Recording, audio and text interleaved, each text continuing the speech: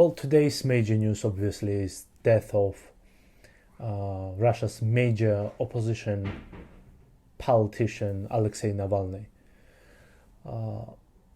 His death might not have immediate geopolitical repercussion for Russia, whether it's inside the country or externally, but in the longer term, that will have an impact on the political resistance inside the country and also how the collective West will approach the country in the future, and especially its leadership.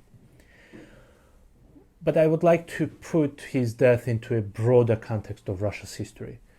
So for me, history of Russia's revolutions essentially, especially from the attempts of revolutions from the 19th century and then actual revolutions in the 20th century, they have always been centered on major cities of Russia, primarily Moscow and St. Petersburg. So if you have a support of urban elites of these two cities, you would easily manage the rest of the country.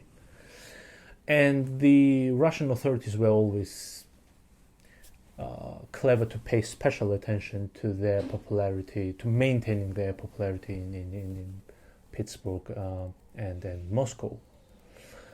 But with Alexei Navalny, something different took place. So it was a major development when he managed to create a trans-Russian movement.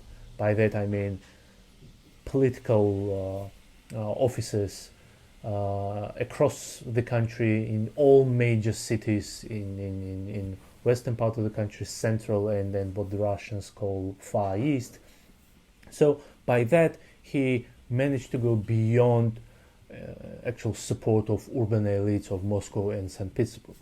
We obviously do not know the exact numbers of his supporters, even in the heyday of his movement, but it's clear that he managed what other politicians were not able to accomplish.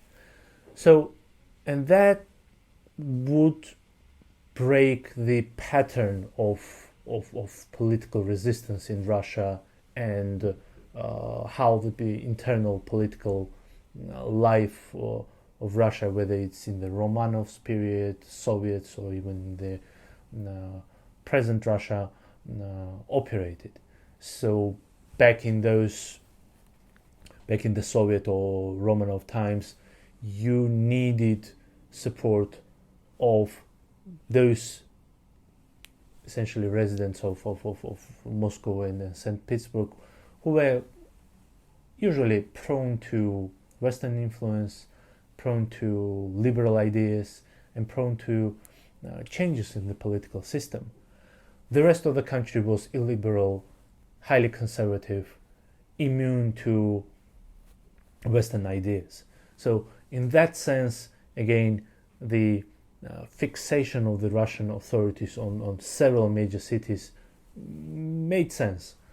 But in the past several years, and especially before he was arrested, Navalny managed to break the pattern and essentially create a trans-Russian movement, and that was a signal for the Russian authorities that it needed to be ended there, and that's what they did. They officially broke up the movement, and again, it created a qualitatively different challenge to the Russian authorities. So going forward, the country will grow more authoritative, especially amid the war in Ukraine, and it's quite clear that for the moment there simply is no alternative to the present Russian authorities, and there is essentially no alternative to the present political course, whether it's inside the country or in Russia's external affairs.